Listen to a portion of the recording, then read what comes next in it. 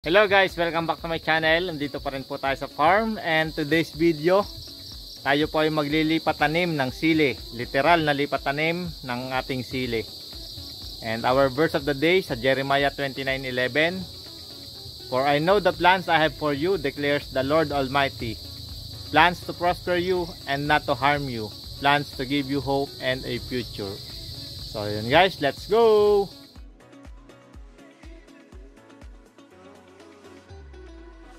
So yun guys, dito pa rin tayo sa farm. Awa ng Diyos, pa-4 na araw na yung ibang tanim, yung iba naman ay pangatlong araw. And yan, meron pa rin, ito naman yung sinasabi naman na nanunuba or parang dumping off yung iba. So awa ng Diyos, madami namang buhay. Tapos kaninang umaga ay umulan, kaya hindi tayo nagdilig via hose. Galing tayo ng Tanawan kay Baby Mateo at kay Mrs. Binisita natin. At gayak ay mamayang hapon pa tayo uuwi. Pero dahil wala nga tayong makuhang tao sa ngayon,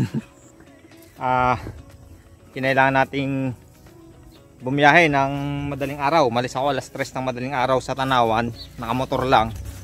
Dumating ako dito, San Juan, ng mag-alas 5. And praise God, pagdating ko dito, umulan pala dito sa San Juan. Ngayon, dahil umulan, siyempre hindi na tayo didilig. So pinasyalan ko kanina na yung ating mga tanim. Awa ng Diyos, kukunti naman yung napuputol. Although meron, hindi naman talaga nawawalan. Tapos meron ding iba na gaya nito, putol na naman to. So yan.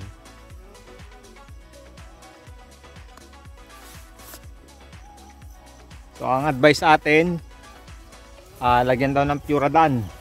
Yan, Puradan o kaya sprayan ng karate. Hindi ko pa malaman, mamaya bumili tayo ng karate na laang. Kasi ano naman, hindi naman totally ganun kadami yung napuputol. Kung Puradan, mas madami pa yon, mas mahal. Mas madami mo isipin mo, bubudburan mo lahat yan. Ang 1 kilo yata ng Puradan nasa 100, 50 hanggang 100. Baka wala pa nga 1 kilo. Doon sa karate siguro naman, kung magkano man yon, ilang timpla rin yon na may spray natin dito. At siguro marami na ring dala yon. Yan, yun yung advice sa atin ni Sir Iandrew Podamek. Yan. Landro Rasalan. Tapos yun nga, kaninang umaga naglibot-libot tayo dahil nga umulan. So yung last vlog natin about sa sili, nasabi ko roon na itong ating mga spacing, dahil nga tayo ay nasa Tanawan nung pinapabutasan to, although nagbigay na tayo ng instruction, hindi lang nasunod. Yung 50 cm ang nangyari, isang dangkal siguro nasa ano lang to, 30 hanggang 40 cm ang naging butas niya. And masyado siyang malapit kung tutuusin, kasi ito dapat itong pagitan. Yan. Dapat wala ito sa gitna. Kaya yung estimated na binili natin na punla, hindi nagkasya.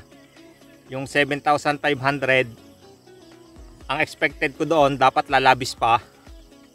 Pero dahil nga nagkaganito yung pagbutas, kinulang tayo ng bali 5 plat yung ating kinulang na punla.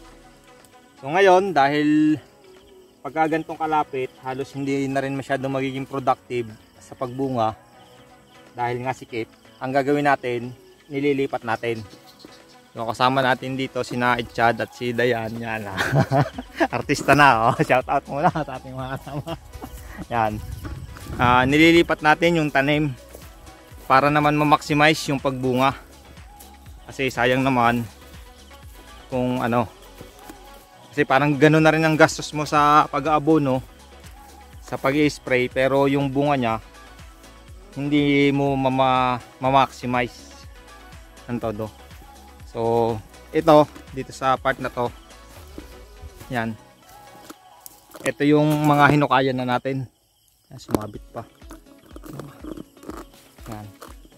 So ito po, yan. Ayan ito. Yan, kinuhanan na natin to. Yan.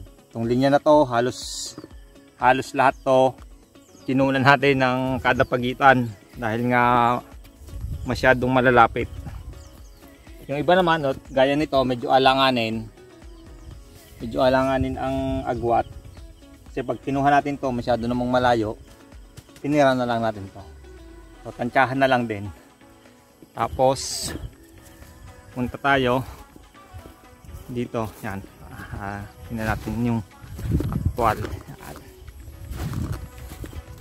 So yan, kinukuha namin dito. Taga si Chad. Kaway mo na, Chad. May camera siya. Ay nagre-reels ito. Ay nako.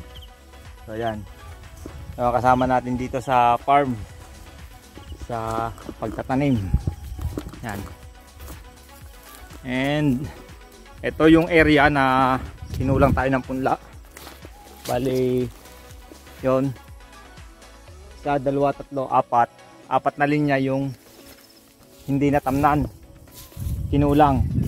Pero kung nasunod yung ating ng 50 cm, siguradong maraming labis, o mga 2 hanggang 3 tray ang expected ko na lalabis. Kaya ito, yan, pagitan din yung ating tanim. So yung isang butas dito iniwanan natin kasi nga alanganin din yung butas niya, masyadong malapit pagka lahat ay tataniman. So yan, medyo doble trabaho ang nangyari, pero mas okay na yan kaysa mabakante itong 4 na plot. At the same time, ma-maximize yung pagbunga ng ating sili. So yan po, hanggang dito na lang muna yung ating vlog. Maraming salamat po sa patuloy na panonood, pagsubaybay sa ating channel. God bless and to God be the glory. See you on the next video. Bye bye.